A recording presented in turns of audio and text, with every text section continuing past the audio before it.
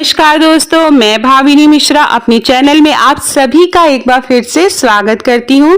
आप सभी को आने वाले हरितालिका तीज व्रत की बहुत बहुत शुभकामनाएं। इस वीडियो में मैं आपसे शेयर करूंगी हरितालिका तीज व्रत की संपूर्ण पूजा विधि सरल तरीके से घर में कैसे करते हैं। ये पिछले साल की रिकॉर्डिंग है, ये ओरिजिनल पूजा मैंने ऐसे ही की थी और मैं हर साल इसी तरह से पूजा करती हूँ। उसकी रिकॉर्डिंग कर ली थी, वो मैं आपसे शेयर कर रही हूँ। तो पूजा सामग्री का वीडियो मैं ऑलरेडी बना चुकी हूं, तो आप मेरे चैनल पे जाके देख सकते हैं। डिस्क्रिप्शन बॉक्स में लिंक डाल दूंगी और वीडियो के एंड स्क्रीन में भी आप इसकी लिंक पा सकते हैं। तो साथ में मैं नियम बताते चलूंगी, व्रत के कुछ नियम भी बताते चलूंगी। तो सबसे पहले इस तरह से चौकी लेंगे, उस पर लाल रंग का वस्त्र बिछाएंगे, अपने को शुद्ध करेंगे, आचमनी करेंगे, गंगा जल से पवित्र करेंगे स्थान को और संकल्प लेंगे व्रत का। तो इस तरह से मैंने पीले रंग का एक वस्त्र इसके ऊपर बिछाया है और ये देखिए, ये गंगा जी की मिट्टी की बनी हुई भगवान शिव, माता पार्वती और गणेश जी की मूर्ति है और इसी तरह से मैं पूजा हर साल करती हूँ। यहाँ मार्केट में आसानी से मिल जाती है। अगर ना मिल पाए तो आप जो है फोटो से भी पूजा कर सकते हैं, या आप मिट्टी से भगवान शिव, माता पार्वती और गणेश जी की आकृति बना के पूजा कर सकते हैं, या आप शिवलिंग बना के भी पूजा कर सकते हैं इसी तरह से, या इसी तरह से आप मंदिर में भी पूजा कर सकते हैं। तो सर्वप्रथम हम गणेश जी को गंगा जल चढ़ाएंगे, उसके बाद भगवान शिव और माता पार्वती को गंगा जल चढ़ाएंगे। फिर इस तरह से गणेश भगवान जी को अक्षत लगाएंगे, रोरी लगाएंगे, हल्दी लगाएंगे। भगवान शिव को हल्दी नहीं लगाई जाती है। इस तरह से भगवान शिव को अक्षत लगाएंगे, चंदन लगाएंगे, माता पार्वती को रोरी कुमकुम लगाएंगे, अक्षत चढ़ाएंगे और इस तरह से उसके बाद हम जनेऊ पहनाएंगे। सबसे पहले गणेश जी को जनेऊ पहनाएंगे, फिर भगवान शिव को जनेऊ पहनाएंगे। जनेऊ पहनाते से पहले हमें उसमें थोड़ी सी हल्दी लगा लेनी है, ऐसे सफेद जनेऊ नहीं चढ़ाया जाता है। फिर भगवान गणेश जी को हम दुर्वा चढ़ाएंगे, सिंदूर लगाएंगे, पीले रंग का पुष्प चढ़ाएंगे, ये इस तरह से फूल माला चढ़ाएंगे। सफेद रंग का फूल ने चढ़ाया है, भगवान शिव को सफेद रंग के फूल पसंद है तो वो चढ़ाएंगे। इसके बाद जो है ये देखिए, अपराजिता का फूल है, तो भगवान शिव को इस तरह से अपराजिता के फूल मेरे घर में लगे हैं इसलिए मैं चढ़ा रही हूँ। आप लोग को ना मिल पाए तो कोई बात नहीं, जो चीजें आसानी से उपलब्ध हो पाए उसी से हमें पूजा करनी है। जो नहीं मिल पाए उसके लिए परेशान नहीं होना है। भगवान सच्चे भाव से पूजा देखते हैं, आप श्रद्धा और सच्चे भाव से हमें पूजा करनी है।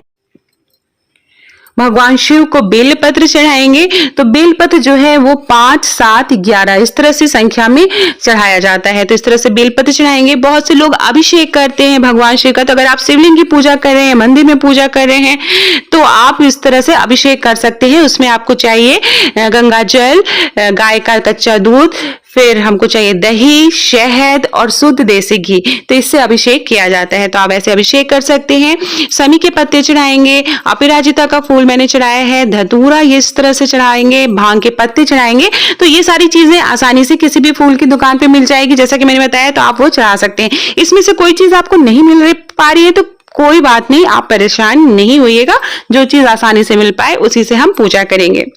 तो छोटी छोटी बातों का हमें ध्यान रखना है। देखिए, जिस दिन व्रत रखेंगे उस दिन हमें शांत भाव से पूरे दिन भर भगवान ओम नमः शिवाय का जाप करते रहना है। भगवान शिव माता पार्वती को याद करते रहना है। ये देखिए, ये सारी चीजें हम चढ़ा देंगे।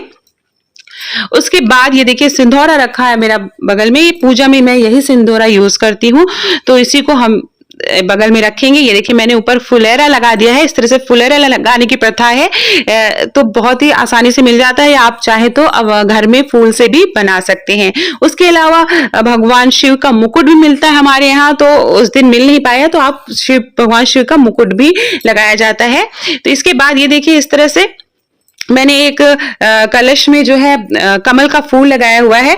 तो जो कलश स्थापना, बहुत से लोग पूजा में कलश स्थापना करते हैं, लेकिन जब मैंने पहली पूजा की थी तो मैंने कलश स्थापना नहीं की थी। तो मैं कभी भी हर पूजा में कलश स्थापना नहीं करती हूँ। इस तरह से चावल पे एक लुटकी रखती हूँ पानी भरकर, उस पर अगर कमल का फूल मिल पाए तो रख देती हूँ। नारियल चढ़ाएंगे, नारियल बेहद ही शुभ फल माना जाता है, तो हम सबसे पहले नारियल चढ़ाएंगे। उसके बाद आप जो भी फल आसानी से उपलब्ध हो पाए, सेब, केला, जो भी मौसमी फल आपको आसानी से उपलब्ध हो पाए वो हम चढ़ाएंगे। ये देखिए, इस तरह से हमने फल चढ़ा दिया।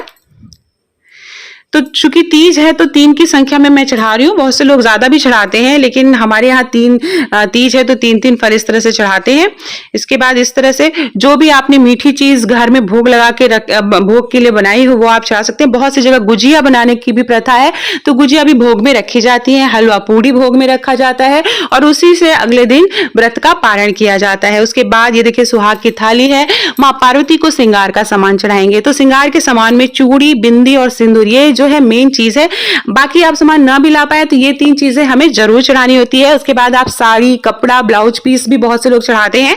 तो बिंदी एक माँ पार्वती को लगा देंगे, सिंदूर माँ पार्वती को लगा देंगे, एक चूड़ी पहना देंगे माँ पार्वती को, मेहंदी लगा देंगे। तो जो भी श्रृंगार का सामान आप लाए हैं वो माँ पार्वती को उससे उसका श्रृंगार करेंगे और बाकी सामान हम बगल में माँ को चढ़ा देंगे इस तरह से देखिए। और ऐसा माना जाता है कि ये जो सुहाग की थाली है उसके बाद ये जो श्रृंगार का सामान और सुहाग की थाली जो है वो अपनी सासू माँ को दी जाती है। सासू माँ को दे के एक कपड़े के साथ, जैसे साड़ी आप चढ़ा रहे हैं तो वो साड़ी और सुहाग का सामान और कुछ उसमें कुछ पैसे रख के जो है अपनी सासू माँ को दिया जाता है और उसके बाद उनसे आशीर्वाद लिया जाता है। या फिर आप किसी सुहागिन महिला को दे सकते हैं। ससुराल पक्ष में आपके जो भी हैं, जैसे ननद है, देवरानी है, जेठानी है, आप उनको भी दे सकते हैं। देखिए सारा सामान, जितना सामान आप माँ पार्वती को चढ़ाना चाहे आसानी से ला पाए वो सारी श्रृंगार के सामान हमको चढ़ाने होते हैं। साथ में आप भी जब पूजा करेंगे तो आपको भी 16 श्रृंगार करना है। पैर में महावर जिसको आलता बोलते हैं वो जरूर लगाएं, हाथों में मेहंदी जरूर लगाएं और अपना शादी का जो मांग टीका है और नथिया है वो जरूर पहने अगर हो पाए। शादी की जो चुनरी होती है वो जरूर जो है पूजा में, किसी भी पूजा में बैठते हैं अगर आपको आसानी से मिल पाए तो वो शामिल करें। बहुत से लोग बोलते हैं नई साड़ी जो है नई साड़ी से पूजा की जाती है, नई साड़ी पहन के, तो ऐसा जरूरी नहीं है। साफ सुथरी धुली साड़ी होनी चाहिए, जूठी साड़ी नहीं होनी चाहिए, तो आप पूजा कर सकते हैं। तो इस तरह से श्रृंगार का सामान चढ़ाएंगे। आप चाहे तो बिछिया, पायल भी आप माँ पार्वती को चढ़ा सकते हैं। उसके बाद वो आप अपने जिसको भी सुहागिन महिला को आप दान दे सकते हैं। अगले दिन सुबह जब पारण करेंगे उसके बाद दक्षिणा निकालनी होती है, तो वो भी मैं विधि आगे आपको बताऊंगी। इसके बाद इतना सारा सब भोग लगाने के बाद, फूल माला सब चढ़ाने के बाद फिर हमें हाथ में अक्षत फूल लेना है और हरितालिका तीज व्रत की कथा पढ़नी होती है।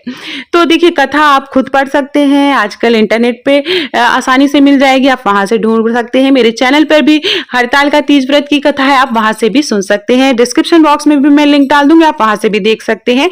तो इस तरह से मैंने खुद ही पढ़ी हरितालिका तीज व्रत की कथा, ये इस तरह से। तो पूरी हमें कथा पढ़नी है हरितालिका तीज व्रत की, और कथा पढ़ने के बाद जो हाथ में आपके पुष्प लिया है वो हम अर्पित कर देंगे। माँ को सिंदूर चढ़ाएंगे। तो हमारे यहाँ वैसे तो बहुत सी जगह 5 बार चढ़ाया जाता है, हमारे यहाँ 7 बार सिंदूर चढ़ाया जाता है माँ पार्वती को। और अच्छे से सिंदूर लेंगे ताकि हम सुहाग ले सके, हमको फिर वहीं से सुहाग अपने मांग में भरना होता है। तो अच्छे से सिंदूर चुटकी चुटकी से आप 7 बार माँ पार्वती को अर्पित करेंगे। उसके बाद हमें आरती करनी है। भगवान गणेश जी की आरती सर्वप्रथम करेंगे, उसके बाद भगवान शिव की आरती करेंगे और फिर हमें माता पार्वती की आरती करनी है। इस तरह से हम आरती करेंगे। कपूर डाल के आप आरती करें तो बहुत अच्छा है। आरती करने के बाद एक चीज और ध्यान रखिए, घर के अगर सभी सदस्य पूजा में शामिल हो पाए तो बहुत अच्छा है। अपने पति को पूजा में जरूर शामिल करें और आप चाहें तो उन्हीं से कथा सुन सकते हैं। तो ये देखिए इस तरह से आरती करेंगे। फिर आरती आप जो है आरती फिर भगवान इस तरह से आरती की आचमनी करेंगे, 3 बार इस तरह फेरेंगे, भगवान को आरती देंगे और उसके बाद फिर घर के सभी लोगों को आरती देंगे। तो घर के सभी बच्चे बुजुर्ग सभी पूजा में शामिल हो तो बहुत ही अच्छा होता है, घर के बच्चों के अंदर अच्छे संस्कार आते हैं। तो इस तरह से आरती करने के बाद फिर हमें सुहाग लेना होता है। तो इस तरह से 7 बार हम सुहाग लेंगे। 7 बार हमें अपने मांग में सिंदूर लगाना होता है। फिर हाथ धो के, क्योंकि ऐसा माना जाता है खुद सिंदूर लगाएंगे तो हाथ जूठा हो जाता है, तो फिर से हमें हाथ धोना है और फिर से हमें 7 बार माँ पार्वती, देखिए इस तरह से हाथ धो लेंगे। उसके बाद फिर से 7 बार माँ पार्वती को सिंदूर चढ़ाना है। क्यों? क्योंकि हमें फिर सुबह सुहाग लेना होता है। ठीक है, 24 घंटे का व्रत है तो शाम को प्रदोष काल में आप पूजा करेंगे। उसके बाद अगले दिन सुबह भी पूजा की जाती है, आरती की जाती है। तो अगले दिन सुबह जब आरती करेंगे उसके बाद फिर सुहाग लेंगे। प्रसाद के रूप में जो भी आपने श्रृंगार का सामान चढ़ाया है उसमें से बिंदी लगा लेंगे, हाथ से चूड़ी पहन लेंगे, नेल पॉलिश लगाएंगे, जो भी आप थोड़ा सा सुहाग का सामान हम ले लेंगे। एक बार और एक ऐसा माना जाता है कि 4 पहर की पूजा की जाती है। तो हमारे यहाँ रात के 12 बजे भी एक बार पूरा जो कपड़ा हम लोग पहने रहते हैं, नए साड़ियाँ, वो उस समय भी जाके हम भगवान को प्रणाम करते हैं और आशीर्वाद लेते हैं। तो ये थी संपूर्ण पूजा विधि। अगले दिन सुबह भी हमें पूजा करके, आरती करके, उसके बाद व्रत का पारण करना होता है। तो ये देखिए, और उसके बाद हमें सामान की चौकी कैसे हटानी है, इसका वीडियो भी मैं अगले नेक्स्ट वीडियो में आपको बताऊँगी। तो अगले दिन सुबह पारण करने की का तरीका भी मैं आपको बता दूं। अगले दिन सुबह जब भगवान गणेश, माता पार्वती और शिव की हम जो है आरती कर लेंगे, उसके बाद हमारे यहाँ चना निकला जाता है। जैसे एक भाई है तो एक चना निगल के हमें पानी पीना होता है, उसके बाद हम प्रसाद ग्रहण करते हैं। तो इस तरह से हमारे यहाँ पारण किया जाता है। तो 24 घंटे का व्रत है। जब अगले दिन सूर्योदय होता है उसके बाद ही हमें पारण करना होता है, इस बात का हमें ध्यान रखना है। फिर बड़ों का आशीर्वाद देना है, दक्षिणा निकालनी है, किसी पंडित जी और जरूरतमंद को दक्षिणा और सीधा निकाला जाता है। एक दिन का खाना भोजन खिलाया जाता है। तो इस तरह से हमें दान दक्षिणा करनी चाहिए, बड़ों का आशीर्वाद देना चाहिए। बहुत बहुत धन्यवाद।